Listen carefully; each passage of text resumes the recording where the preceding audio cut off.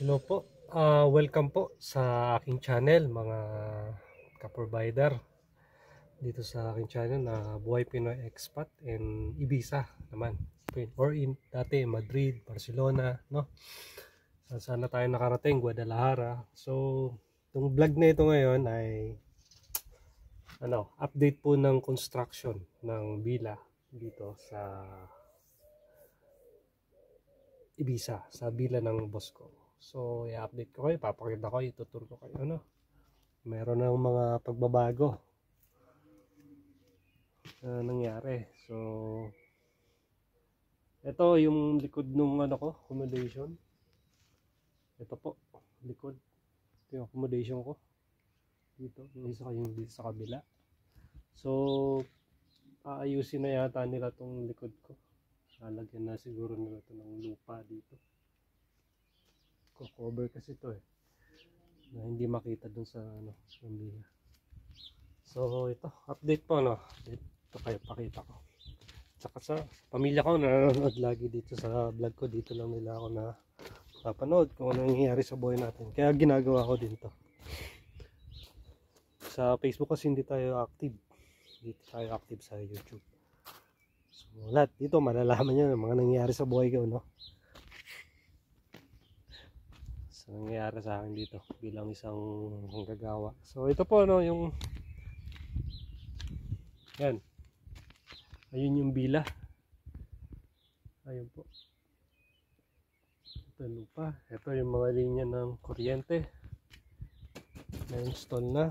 Yung CR ko okay na rin po pala, dito nila pinadaan pala yung linya ng kuryente. Day off po pala natin ngayon, kaya pa tayo ng vlog. So sa mga bago pa lang sa aking channel na nadadaanan ng aking channel sa mga suggested videos, pa-subscribe na rin po and pa-like or pa-share. At kung may tanong kayo tungkol sa buhay-buhay dito sa Spain, kung may plano kayo, magtanong lang po kayo, mag-message, mag-comment. At try natin sagutin kung kaya kong sagutin, Kung may alaman ako, i-share ko sa inyo. So, yan. Ito po naikabit na pala yung septic ng aking septic to ng villa, saka ng accommodation ko. Yan. Okay na. Nakabit na. So, ginagamit ko na rin siya. Yung banyo ko. Hindi na ako dito hindi ko na ginagamit tong portalet na yan. So ayan, ito po yung septic, dalawa yung pinto, dalawa yung bukasan niya, may division daw yan dyan, sabi nung gumawa, tinanong ko. Tapos ito, lalagyan to ng bakterya, yung kumakain ng dumi. Ito yung bakterya na nilalagay dyan. Dito magpapass through yung tawag dyan, yung liquid nya, dyan, basta yun na yun. Ayan. Tapos lilipat lilipat dito sa may isa pang tangke para sa irrigation, which is nagko-collect dito ng rainwater dito sa galing sa accommodation.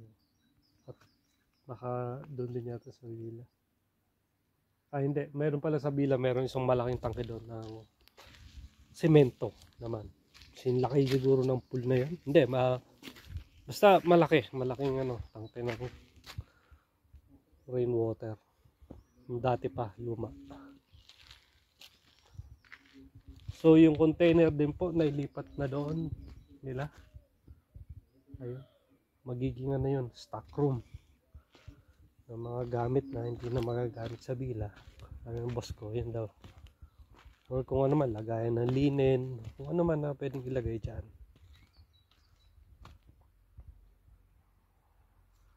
Ayan. Malaki na pagbabago, may pagbabago na. Ito, una ito Sabi ng boss ko, itong paligid ko na to. ayusin na to. Lagyan ng bato yata, gravel, tapos babakura.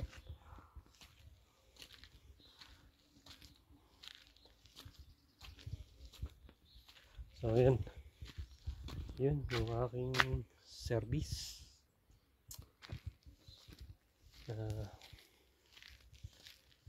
Service natin sa paghanap buhay dito sa Madrid, sa Ibiza, Spain.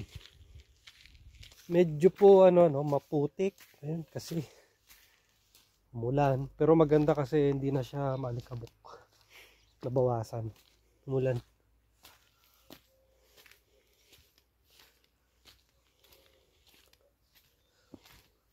Ganda ng klima talaga dito. Gusto ko ang klima dito. Lalo dito sa Ibiza. Para lang akong nasa Pilipinas. Yan, nakachinelas nga lang ako eh. Summer na rin kasi dito kaya. So ito may hinukay po sila dito. Ito. Hindi ko alam kung anong gagawin dito. Extension ba ito ng pool o ano? Or building na para sa filter ng pool. Hindi ko alam eh. Basta yan, hinukay na ito. Yan, may flooring na. Pundasyon. Yan yung dating pool, katabi lang. Katabi lang po. Yan yung dati. Ito, dito yung filter dati. Yung pool, sa ibabaw yung lumang pool. Yan. Ayun yung bila po. Yan, may pagbabago na. Mamaya, pakita ko sa inyo.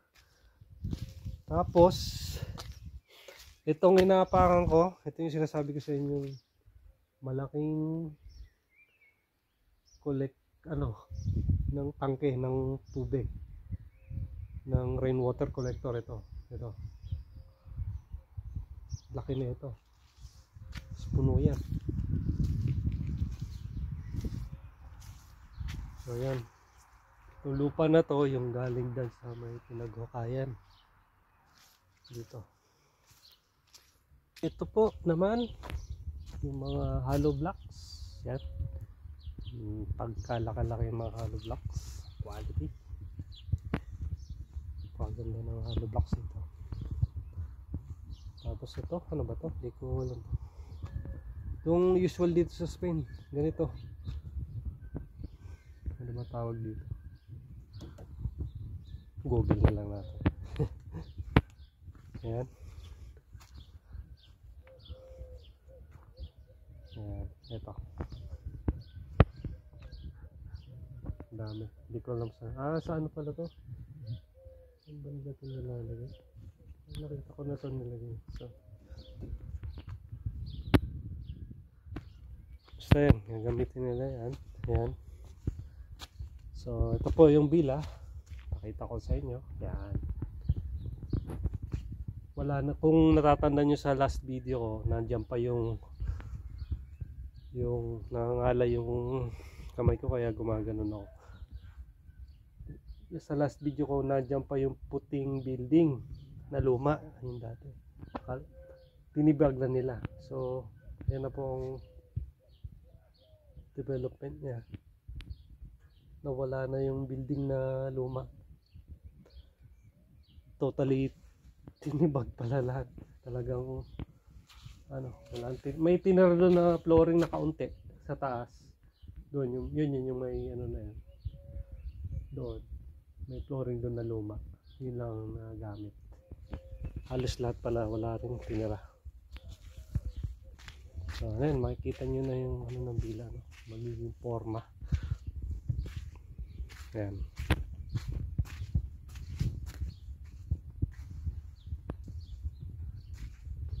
Ayan. So dyan nakita ko sa plan, no, ng bahay, mga glass po dyan.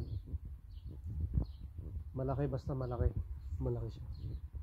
Ano to eh, total of 7 rooms yata, 6 or 7 kasama na yung gym room, sa 7 na yun, 7 or 8 rooms sabi ng boss ko.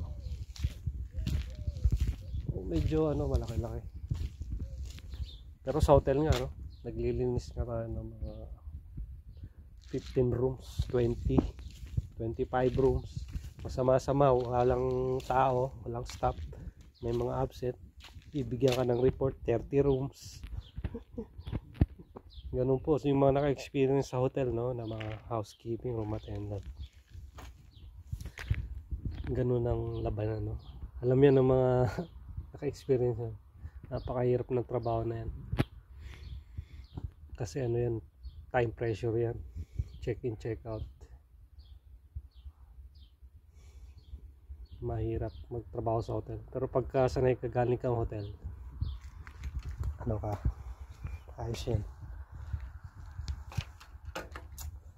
Hotelier po ako, no, sa di nakakaalam, no. Hotels po talaga ang ano ko, linyada ko. Matagal ako sa hotel industry na rin. Halos karamihan experience ko hotel. Waiter, banquet waiter. Nag-umpisa ako sa hotel, banquet waiter dati.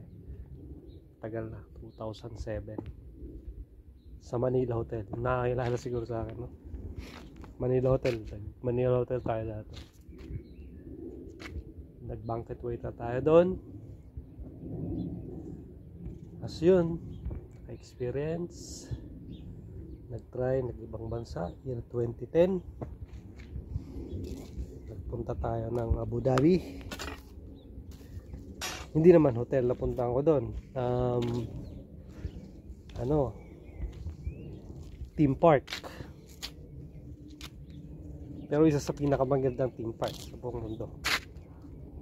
Sayas Island. Ferrari World, Abu Dhabi. Opening team ako doon. Kami yung nag-open nun. So, alam nyo na, sa mga naka-experience ng opening team ng kahit maliit na rest o ano man, medyo mahirap ang trabaho, no? Dahil yung system hindi pa ganun yung rotational system, yung ano ba, yung ano niya, yung basta alam niya ng mga naka-experience ng opening team, medyo mahirap.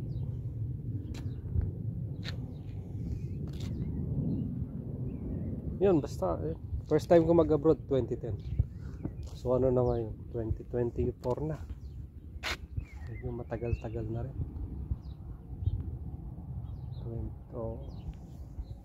Pero 9-2 po ako mag-abroad.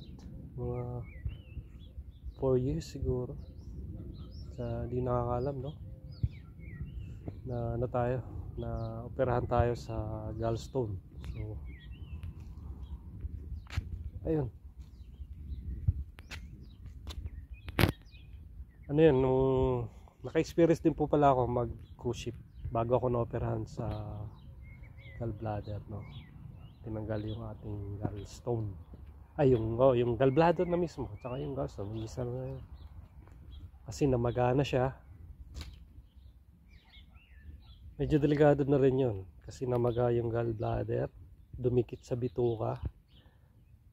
Medyo nahirapan pa nga yung doktor na tanggalin yun kasi dumikit na sa bituka. Nahirapan siyang paghiwalay ng maayos kasi once na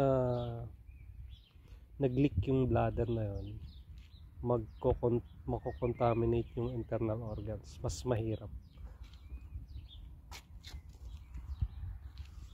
Kaya itong ano, no? Parang I take parang ano na rin lesson, parang, pero ang take ko dyan is parang pangalawang buhay na rin, no? Hindi siya ganun ka-critical na na sakit, pero pasalamat tayo hindi ganun malalang sakit, no? I take it as a second chance, kaya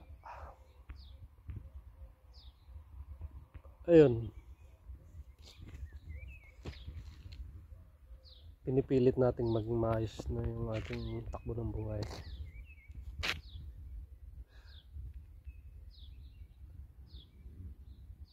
Medyo delikado din yun, kasi nga yun, nahirapan yung doktor nun. Basta pinatulog pa nga ako dahil matagal din sa operating room nun.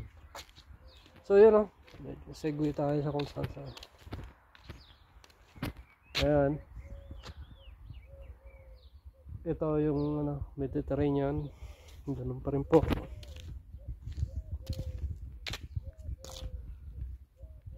Ayan, mga gamit nila.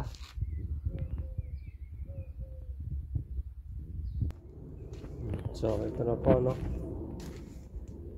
Ayan. 6 ito, room to. Sigurado room din to.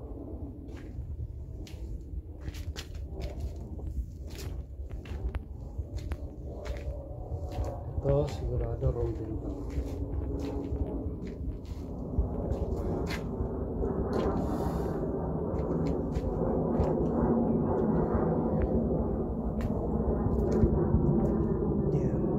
Big 1, 2,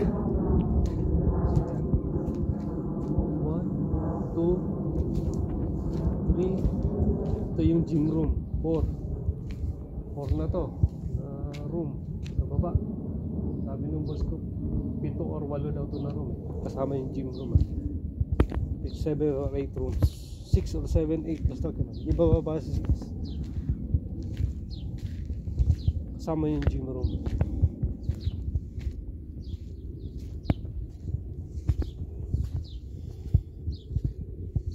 Semento.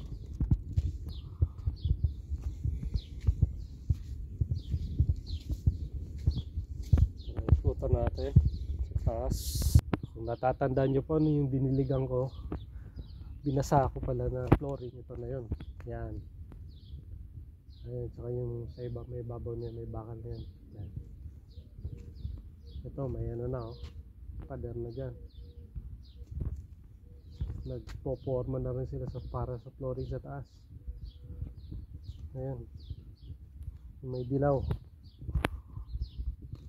So ano pala to, sa likod ito yung kalibel siya ng ano, yung flooring sa first floor halos kalibel na nung lupa dito sa likod. Level siya dito. Inukay kasi nila to itong bandang to para magkaroon ng room dun sa baba.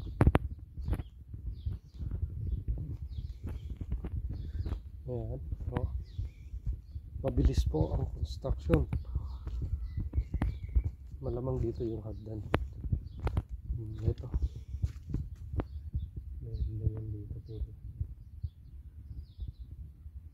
Pag galing sa baba, akyat dito sa bahay.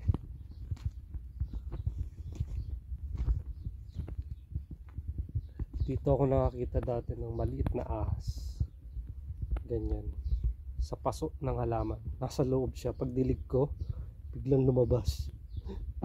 Kaya kung magtrabaho po kayo ng katulad trabaho ko, mag-garden o ano, ingat lang kayo. Magdamo-damo. Lalo yung mga sulok-sulok na paso o may halaman. Kasi minsan may ahas. So ayan, sunod dyan naman tayo aakyat. Yan yung pinaka roof deck.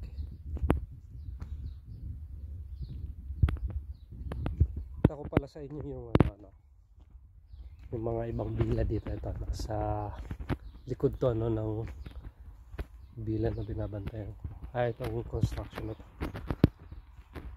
Ayan, ito maraming villa dito. Ayan,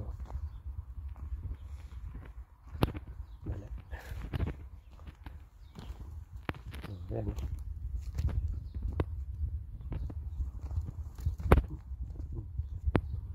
Ayan.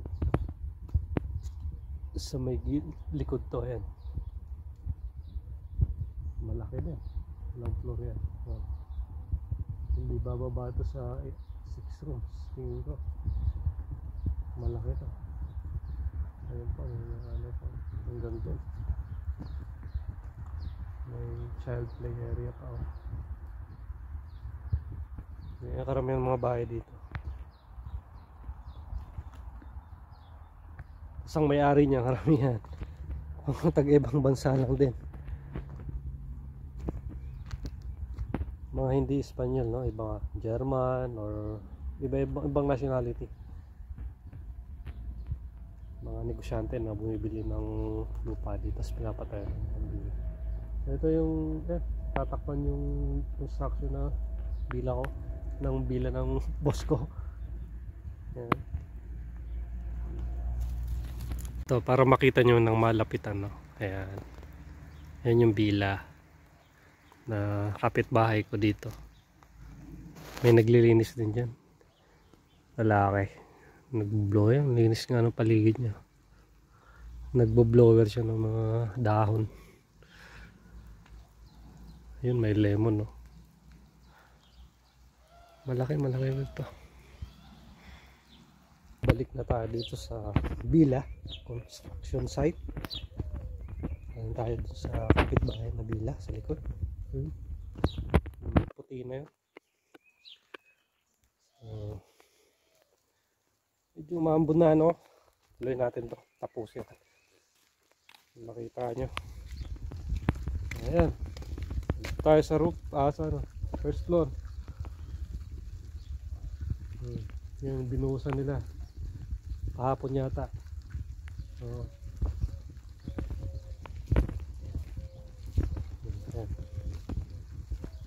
Ganda nito pagkatapos.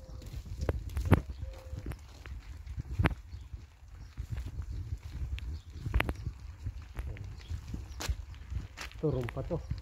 4 sa baba, 5 6, so ito nga, itong room to.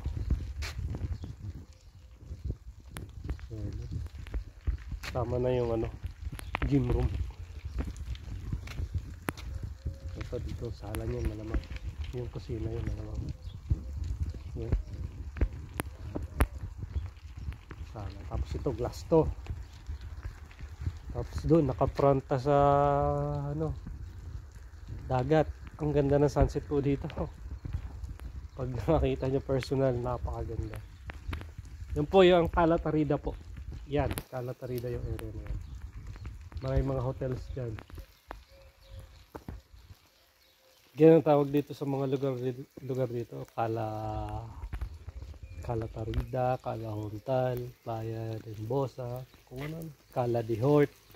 Nag-uumpisa sa Cala. Hindi ko pa alam kung ibig sabihin ng Cala, no? Basta gano'n ako. Mga pangalan dito ng mga lugar. Ito yung kabilya. Ito palang kabilya, no? Share sa inyo. Ito. Ino-order nila. Parang ano sa truck. Naka-weld po siya. Naka-weld. Hindi siya yung naka-alambre, no? Ayan. Naka-welding. Dito tulad sa atin ay ano pa nakalambre. Pero ito nakaalambre yung pinagdugtungan. Pero ito, kita ko ito nung binabato ng truck. Mga naka-weld yan, hindi siya naka-alambre. Tapos ito, para sa flooring. Ito. Ilalagay ito sa flooring. Patibay ng semento.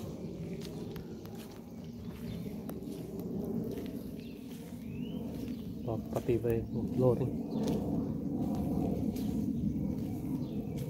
So yan na po. Yan. Yan. Puporma na sila ulit dito.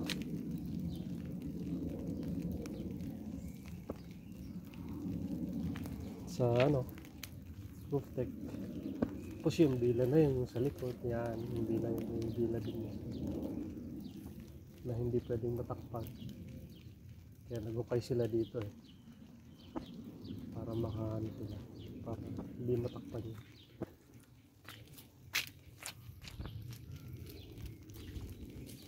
Ito, linya ng ano. Kable. Ito pala no. Kasi ito. Waterproofing ng ano. Yan, sa ilalim. Waterproofing ng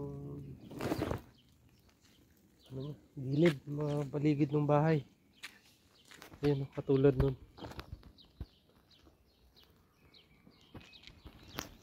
Para hindi magkaroon ng ano, yung tubig, hindi makaano sa pader, kasiksik.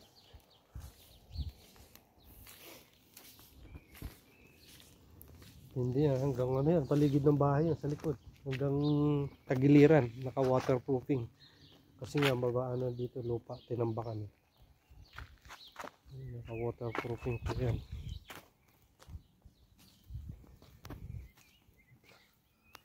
Dalawang klase yung nilagay yan.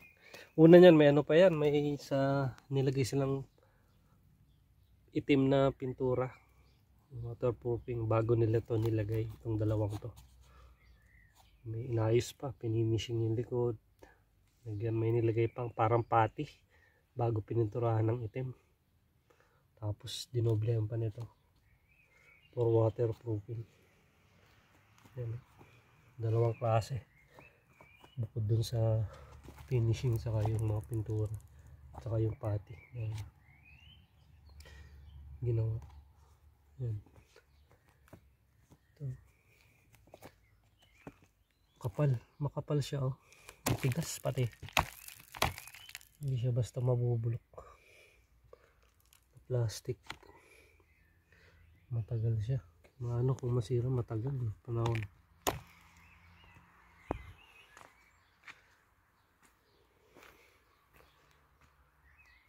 Oh, yun po. Yun lang. Ang ating update sa Bila ng ating boss. Subscribe po kayo sa mga nanonood na hindi pa nakakapag-subscribe, at sa mga interesado mag-Spain.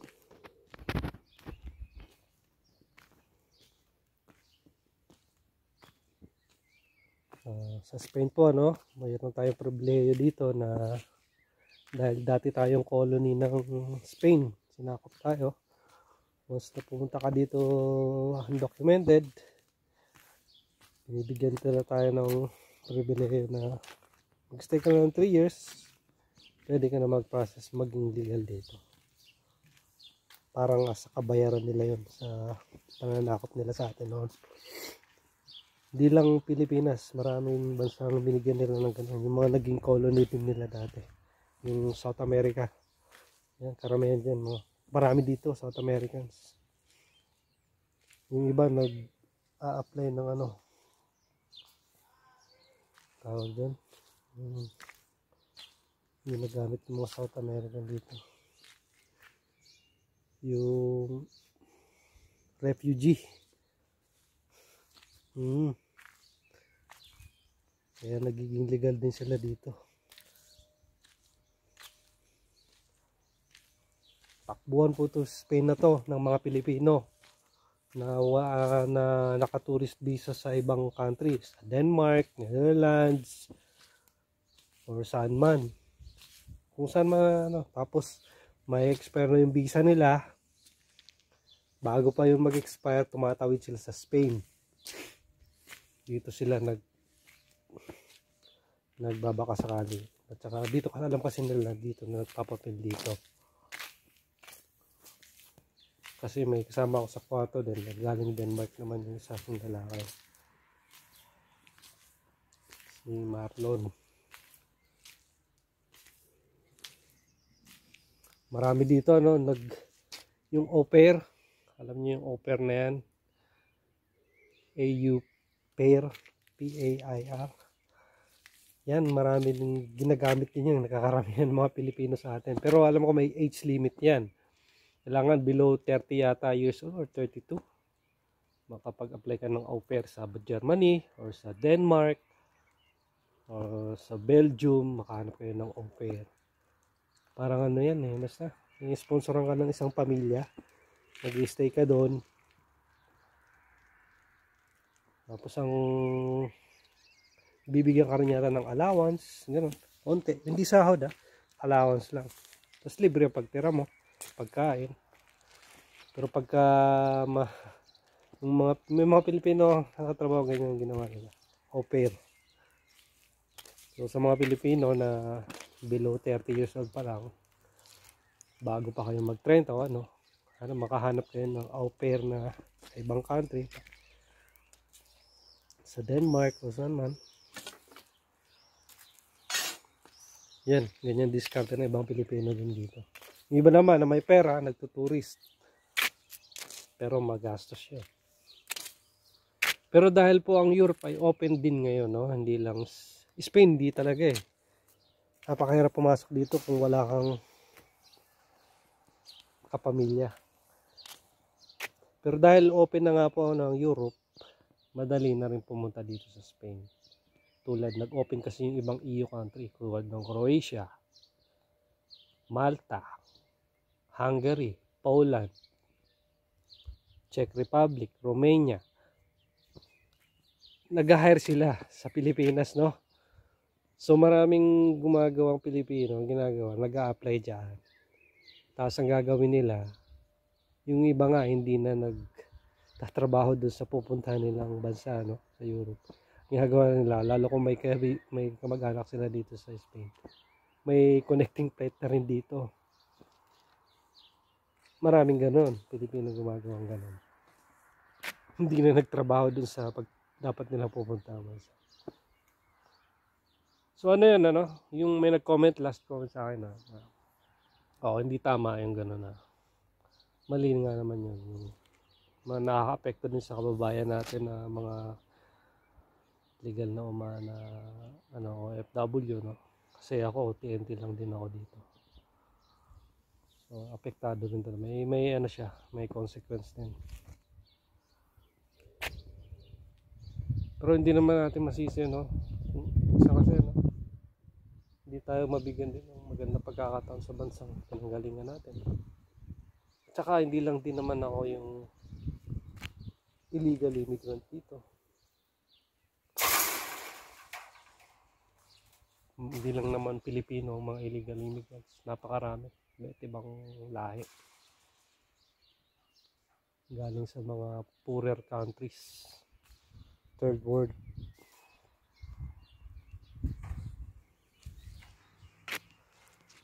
So kung may, yun po, no, kung gusto nyo mag-Spain, apply kayo ng mga ibang European countries within EU. Sakop ng EU, European Union, ha. Kasi may EU countries na hindi kasama sa Union, ha. So yun yung sakop ng Schengen. Pwede kayo pumunta dito sa Spain. Mag-apply kayo sa Pilipinas kung may mga experience kayo sa hiring sa ibang country sa EU, tulad sa hotel, meron din yata sa mga manufacturing, basta maraming agency sa Pinas, no, na nag-hire sila ng mga ganun. Tapos tatawid na kayo dito kung may sapat kayong baon. Yung dapat good for 1 year or 3, kung sa lalaki, advice ko 6 months to 1 year na budget para makasurvive ka sa Spain. Sa babae naman 3 to 6 months lang survive na, kasi ang babae dito madaling makahanap. Siguro 2 months lang makakahanap na, maximum 3 makakahanap na, kasi karamihan dito babae hinahanap. Kasi karamihan domestic job sa bahay, bantay, alaga ng matanda, magkatulong, mag-alaga ng mga bata, luto, lahat gawaing bahay. Sa mga walang papel, no? Sa may papel, ganun din naman, bahay, karamihan ng trabaho. Tapos sa restaurant, sa hotel. Sa may papel, sa restaurant, sa hotel. Kasi hindi pwede yung bihira yung mga walang papel na nakakapagtrabaho sa resto. May penalty kasi yung may-ari, may fine. Malaki yung mumulta ng resto pag nahuli na mayroong empleyado na walang legal papers. Malaki ang multa, malaki. 30k euro yata. Mahigit pa siguro.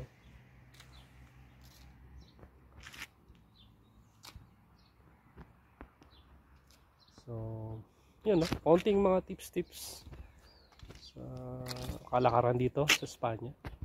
Kung may napulot man po kayo, pa-subscribe na lang. At kung may na-miss ako, may gusto kayong itanong, comment lang po kayo, sasagutin ko. Try ko sagutin sa abot ng aking nalalaman para magkaroon kayo idea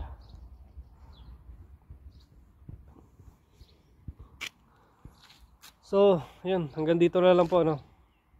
Yan po, yung ating villa. Soon. October, tapos na to. Inshallah, October. Tatanggap na tayo ng clients dito. Okay, sige po. Salamat sa inyong panonood. Please subscribe and share and comment po. Salamat. Adios. Muchas gracias.